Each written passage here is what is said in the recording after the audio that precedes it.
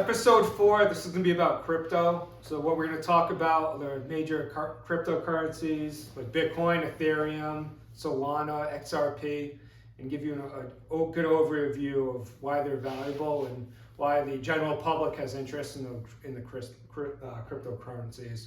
So I think the main point here, what we're trying to get across, is why they're valuable from a technology perspective and from a financial perspective. So from the nuance from back in the day in 2008, 7, 10, when Bitcoin was created, essentially that was created through proof of work, which is a concept where each block was mathematically computed and it recorded a certain amount of transactions, and those transactions would never be forgotten in each block. But for that capability to happen, you had to have almost like a supercomputer with a lot of energy and electricity generated to mathematically compute each block one by one. What's invaluable about Bitcoin is that data from block to block will never be changed, refuted, or manipulated in any way. Obviously, in today's financial system, money's printed like thin air. You can't, transactions with the credit cards can be manipulated, interest rates can be manipulated. So when Bitcoin came to the scene, when you have a concept of block by block financial transactions computed by a supercomputer that requires a lot of energy through proof of work, that's invaluable because it makes it a scarce resource. Now when we're talking about Ethereum, XRP, Cardano, those are valuable in a way where I think the public hasn't really caught up to them. The reason is it's proof of stake. So proof of stake, I think, has an advantage over proof of work like Bitcoin. Bitcoin is good for value storage, but proof of stake is designed where you have many computers solving a mathematical computation where you don't have to get to the mathematical conclusion at like 100%. You can get it to 70% and still understand what the next block is. That's why proof of stake with many different computers solving it is much faster transactionally. And that's why Cardano, XRP, Solana, all these big players like Ethereum and these big credit card companies are interested in them because it's fast transaction time, because it's proof of stake using many different computers. It's not storage of value like Bitcoin. So that's where we are now in the whole grand scheme of things, and it's valuable because I think people are on their phones. They want instant transactions. They want fast financial transaction, whether on their Amazon, Spotify, mobile apps. That's why crypto has really taken over and allowed people to have almost like a free reign in their financial decisions with blockchain concepts. And an intermediary like a bank cannot look at your transactions and say, we're going to stop this. We're going to stop James Monroe from buying a motorcycle today because he's late on his payments. With crypto, it's decentralized, so a bank cannot de-bank you. Well, Greg, Greg, that's a good point. Well, with that said, what I think they're eventually going to do is take these cryptos and link them actually into a quantum system based on the satellites we have set up, whether they're the Tesla satellites or government satellites. So that exchange from debit and credit is going to be instantaneous. And I think this is where those cryptos are going to have a huge play in financial transactions and specifically tracking financial transactions. Well, let me challenge you on that thought. It's the whole point of crypto is the decentralized transactions. The satellites are not going to be tracking it. It's decentralized. So if James sends me $100 because I bought a motorcycle off of him, then I send Andrew $10 for a burger. None of that can be tracked because it's mathematically computed through like a 16-bit, almost like a formula. So it's not meant for satellites to track it. The whole point of crypto is to be decentralized. That's the whole concept. So it's instantaneous transactions, decentralized, to multi-faceted intermediaries. That's the whole point. Okay, Greg. It's not a centralized satellite. Greg. They will. It's going to be tracked. It's not going to be tracked. No. Greg. That when you on your cell phone, your phone's going to be hooked up to a hyper private satellite. No, there's no satellite. It's because they're 16-bit. I'm Andrew. Greg. Okay, so Andrew. It's a 16-bit. Almost like okay. code. So are they going to store it in data centers? Is that what you're saying? No, because there's so many different computers that solve the mathematical transaction. You can't pick one computer. There's no centralized. So you think they're going to crowdsource through everybody's computer? Yes, that's the whole point of crypto. Yes, there's no satellites, Andrew. I'm sorry. Okay, that's James, that's the value. James, what do you think about? I don't know what you're saying. James, what do you think about that's this? Really. I mean, wow, that's a lot. This is, I mean, we started off at an intermediate level for sure. I mean, yeah. There's no satellites. I mean, let's take a step back though. Like, why do I want cryptocurrency? Is it going to even be like? Well, do you think Bitcoin, people are going to use Bitcoin one day as just like an everyday transaction? Because, I mean, isn't it a little complicated with, you know, if it's $100,000, how do I figure out how much, I got to give my friend for a 6-pack or something? That's a great point. So essentially, when I was reading into this, Bitcoin, it's proof of work. So it takes a lot of energy to solve the mathematical computation block to block and record that history. So what Bitcoin did was create the Lightning Network, which is an add-on to Bitcoin, and that tried to expedite the transaction speed of Bitcoin, but inherently it was too slow because it's proof of work.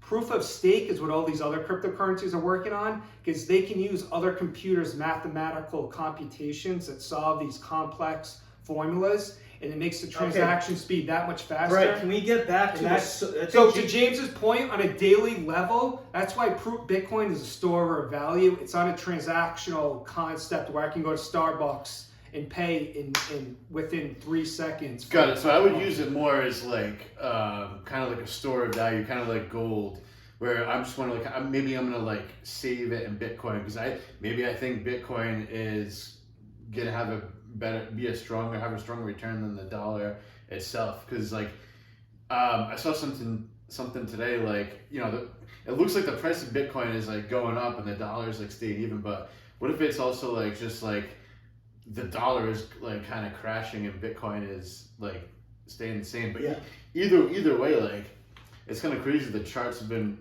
proving that Bitcoin is like more valuable than the dollar for sure. It wouldn't be like, you know, everyone's gonna pay for things in Bitcoin at least. Well, who knows? The cool thing I like about Bitcoin, I think there's only gonna be like a handful of cryptocurrencies that actually like survive. Because I mean, let's be honest, a lot of it's just like for fun. It's like these meme coins and everything. I mean, they're real in the sense like it's a vehicle to trade. First of all, you're just trading 24/7. That's the cool thing about crypto. I think. I mean, I don't know. I'm sorry to derail the conversation. You know what, James? That's a good point. Going back to that, I think it's going to be similar to the .com bubble, where the coins that don't have any utility or the programming behind them is not that good. Those are going to fade away, go out of business, and you're going to be left with a plethora or a selection of maybe 20 to 50 cryptos that have value. Like hypothetically, you could say that XRP might be linked to gold. Well, I'll challenge you on that concept. XLM will be linked to silver. XDC might be linked to copper. And what they're going to do is essentially possibly use those cryptos on a quantum system. I know Greg doesn't like the satellites. With the satellite where they can't be hacked. And then it's already unhackable. That will be the new SWIFT system. So international payments will be done on a quantum scale. I want to make this clear. There's no hardware. To finish my point, you'll at the end of the day you'll have a boom bust cycle in crypto. You'll be left with a select number of them, but the ones that are left at the end of the day will have a utility and a value to society. Yeah, here's my point. I think in today's environment, that we're entering a paradigm of that value is what the eye of the beholder sees it as. Like when non-fungible tokens came about, those weren't even pegged to any things with tangible value. They were like crazy monkey NFTs. They're only valuable because it's called an ERC20 token, which means they're non-fungible, which means you can't manipulate it anyway and you can't replicate it. And what they did was online, you could almost tag those to specific codes, and they were valuable because you cannot replicate, you cannot really enhance it in any way, and it was a finite asset. So I think in tomorrow's financial system, you're gonna have microeconomies where James is playing Diablo and he's transacting with a specific cryptocurrency that's geared towards Diablo, but there's like a community of Diablo players that see there's value in a specific coin. It's the value and asset is in the eyes of the holder. So there's almost like a microeconomy with the specific token on, say, a Diablo player. Okay, I mean, it's the technology itself that allows all this to happen, right? I mean, it's the blockchain technology and cryptocurrency in general, I think, is like an amazing technology, and it makes things so much easier and more possible. Like you were talking, like on a video game or any kind of community, you can have these tokens. And I mean, I guess people, some entities do this now with like reward points too, or any of this stuff. Like it's gonna turn into actual I don't want to say tangible, but digitally tangible tokens that you can have in your wallet for all these different purposes. Yeah. And like there's so many use cases for that. And also the technology of sending money where I don't have to go through a bank and wait 2 to 3 business days. I can just send you money anywhere in the globe, wherever, space station, wherever you are, and you're gonna get it like within seconds, right? Seconds. Yeah. I mean, that's amazing to me. So I can see, obviously, cryptocurrency. There's gonna be some future for it. I'm not one of those like mega crypto bulls. Because I still feel like most of them are gonna go down to nothing, and there's gonna be a few big ones that kind of last. Like we know, the cool thing about Bitcoin is it's mysterious, and it was like supposedly the first one. Yeah. And no one knows who. Well, isn't there a fixed amount of Bitcoin? There's a fixed amount. Yeah, that's one trait. Okay, so that's a good point. So here's the thing: when a fixed amount that can be mined, it takes electricity, data, manpower to mine those Bitcoins.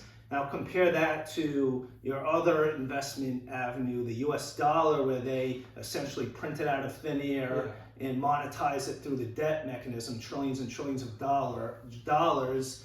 So the basic reality of supply and demand and the select few that are out there is going to have more value. That one Bitcoin is going to have more value than that one US dollar, because of the amount the U.S. government's printing. And you have to keep in your mind that crypto isn't necessarily going up; it's the U.S. dollar value going down. So if the crypto, if crypto is priced in dollars, the value.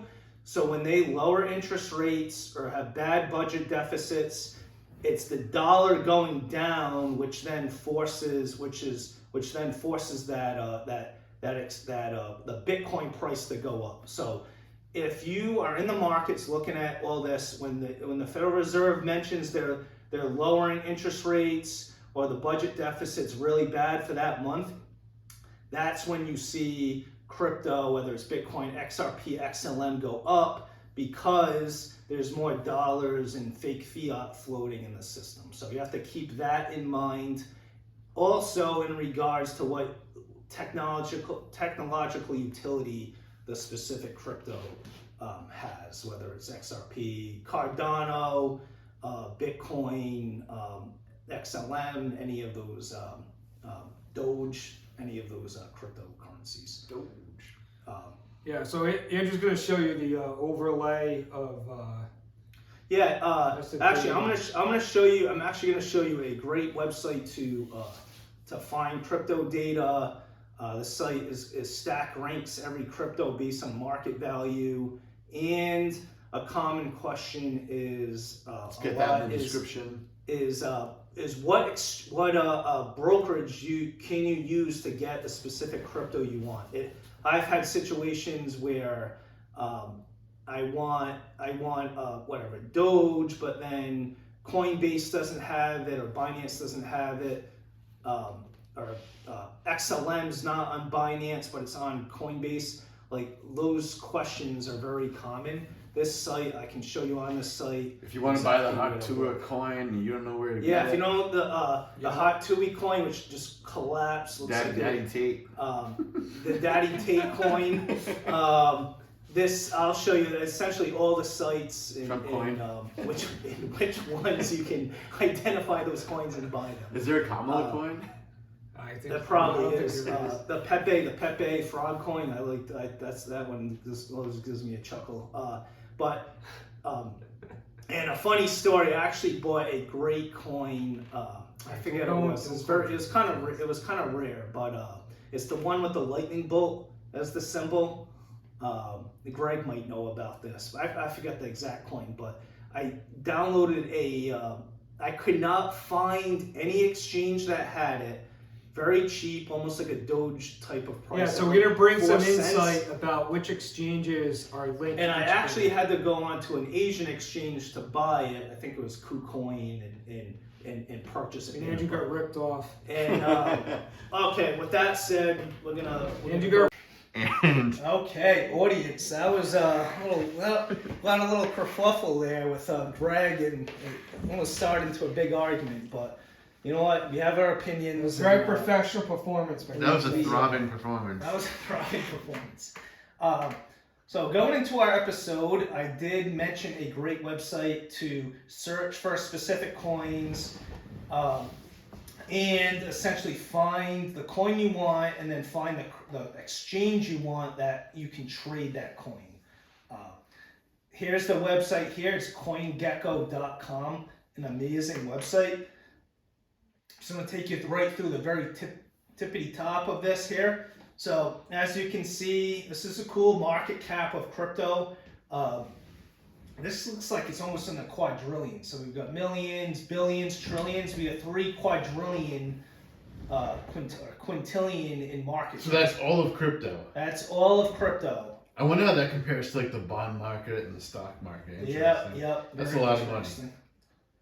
Well, no, the bond market is apparently is 100 billion, I think, and then the stock market is 20 billion, and then let's say precious metals like gold is like 5 billion. Wait, so this is crypto's way more than crypto is way more. Yeah. What? That's insane. As you can see, trading volume off the charts as well. But this isn't really that important. We've got some here is trending. Vita Inu. I've never heard of these. Coma Inu and Magic Eden. Largest gainers here. Not sure if this is for the day. This may be for I think this is for the day here. But most importantly, we're going to go down in this site. Again, CoinGecko, it's a little green gecko guy. It's kind of cool. We're going to go. I'm going to go right into the rankings this site shows. So you've got Bitcoin #1 based on price and market cap. So huge market cap, as you can see, last 7 days. You've got the chart. We're going to keep scrolling down. Ethereum, very popular. XRP, another popular one ranked at #4. So as you can see, these are all stack ranked, which is great. Dogecoin ranked. Cardano. Personally, I think this is going to be the next Bitcoin in terms of scale and use and value. let's not make. You think that's better than XRP? So I thought XRP is XRP what they is created to be the Cardano's perfect not. Bitcoin. So XRP is actually going to be the new SWIFT system linked to the quantum satellites, and it's going to be connected to gold. So when you're doing international exchanges, and if you want to exchange your XRP for a tangible asset, it's going to be. I think the most upside audience is Solana and XRP. Everything else is just. So is Ethereum cool anymore, or is like Solana is like they made a better Ethereum? Here's my right? experience. I invested in both. Ethereum's a good play, but it's too expensive. I think your best bet is to pick Solana because it's a slight improvement, the staking and forking system. Like as an investment. As an investment. Yeah. So I think there's more upside in Solana, but I think the really upside is XRP based on Andrew's interpretation of how it could be linked to precious metals. In terms of investment, I would agree. Honestly, I sold all my crypto last week because I think it's been going too crazy. I sold Bitcoin at 89K. I sold Ethereum at 3,400. Yeah, nice. I made like $6,000, and that was that's enough for that's me. Great. Actually, I am pissed about XRP. I sold it at freaking 90 cents, and then like the next week it went up over 100%. I think the best upside right now is XRP, Solana. Then from a safety measure, just invest a little bit in Bitcoin and Ethereum. Okay, yeah. Yeah, that's. I also heard Ethereum. I think the gas or the when you use it, you get a fee. That fee is very high, and it's not as fast as some of these other these other cryptos. But with that said, you may not want to transact with Ethereum, but hold it long term, possibly. Yeah, that's a good hold. It's a decent hold. But if you want to use for transaction purposes, upside XRP and Solana. It's going to be XRP, Solano. We're going to keep going down. Doge could be a player in that. Doge is, I would say, more. No, I wouldn't pick Doge. It's too speculative. Let me just do that. Way too speculative. Doge, if XRP goes back under $1, I'm buying it back. Cardano, like I said, this could be the next Bitcoin. I wouldn't invest in Cardano. Just invest in XRP. Cardano's their CEO is not really. He's not doing. I'm gonna have to disagree with you on that, Greg. No, that's actually. So Cardano's has a CEO of their company. They have a CEO. This is from my perspective, this is going to be the next Bitcoin. Good point, audience. All these crypto coins could be created by some of them are like a straight up coin invented by a person. Some of them are companies like a company so as you named can Ripple. see, we're going through Chainlink. We got Stellar. This is a very fast coin. In the future, it's going to be linked to the silver price. So this is good for transactions and for a speculative. Now, why is it in the future? Like, why if that's what they want to do, link it to silver? Why didn't they just do that? Well, I think they're working on that now to link it to silver. If I were actually to show you the price of silver correlated to Stellar, they would be very correlated. So when silver goes up, Stellar actually goes up. Well, that doesn't make sense because silver is actually at its all-time high in recorded history, and Stellar is down 19% in one day. Yeah, no, but if you have the big spikes in silver, you'll actually see XLM on a percentage basis go up in unison with those spikes. Just challenging the thought process. Yeah, you can say that about a lot of things. We're moving into Polkadot. Polkadot's another good one, popular just based on market cap, and the price is a little bit high, but it's been around for a long time. We just keep going down. Pepe Coin, if you want to lose a lot of money or make quadrillions, you can always try to. Those are all speculative. Yeah. Okay, Greg, just stop. over it. Greg, just Go over what exchange. Oh, what these Litecoin. I remember that was one of the original ones. Greg, I'm just gonna go through. Just relax. Okay. Hyperliquid. Never heard of this one. Kind of crazy. Hyperliquid. VeChain. This one. That's a good one. This was actually a good one. This is a good. I've heard a lot about this. There's a few of these coins are going to be kind of linked to the. What's that, guys? What's that space where you can buy real estate in the computer world or like the gaming world? What do they call that? NFTs. NFTs. This, I believe, VET is an NFT coin where it's almost linked to that. So you'll be able to buy digital land via VeChain. This is kind of where that utility or value is in this specific. It's almost like a new paradigm shift in terms of what how people perceive value. Yep. Yep. And we're gonna keep scrolling down. We're gonna get into the less ranked coins here. We may see a couple ones that are kind of cute or cool. Keep going. We'll go into page 2. Flow coin, IOTA. This one apparently is going to be linked to Palladium. Yeah, that's a good one. So this is another good one. What I'm trying to find is the specific coin that's linked to copper. I think it's BitTorrent, I remember them. I think it's CDX, but I'm just going to keep scrolling down. Peanut the squirrel coin. What? Not coin. This is, as you can see, this is a .com bubble waiting to Guys, happen. should we just make a coin?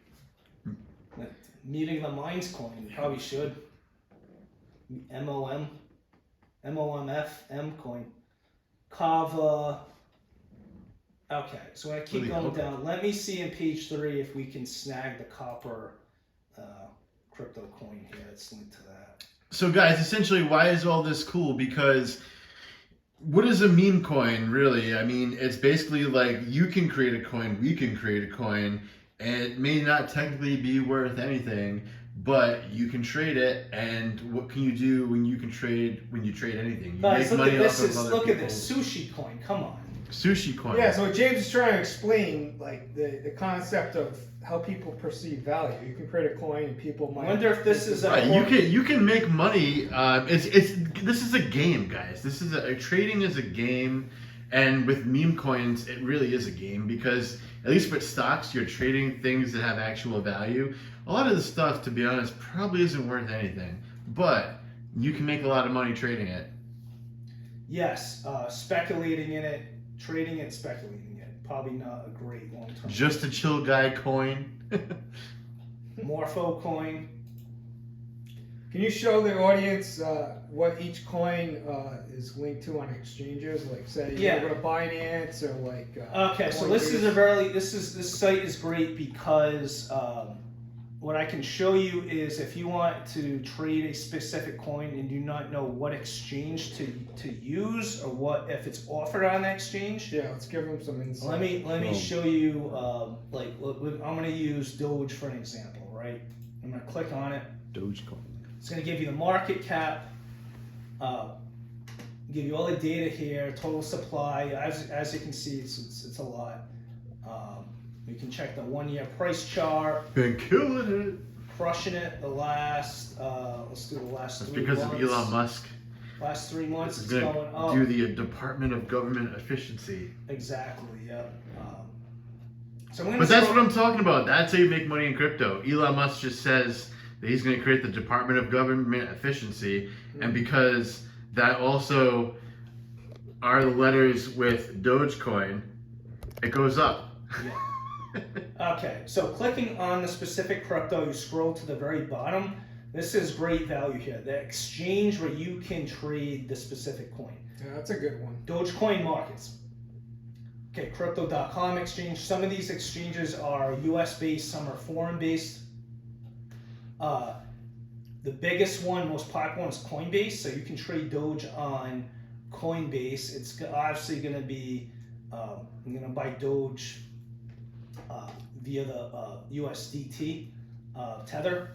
So here it is right here, or the US dollar right here. You can buy it on Binance, Coinbase, Gate, HTX, Bytebit. I think you got to do X. tax reporting with Binance now too. Oh, really? Wow. Yeah.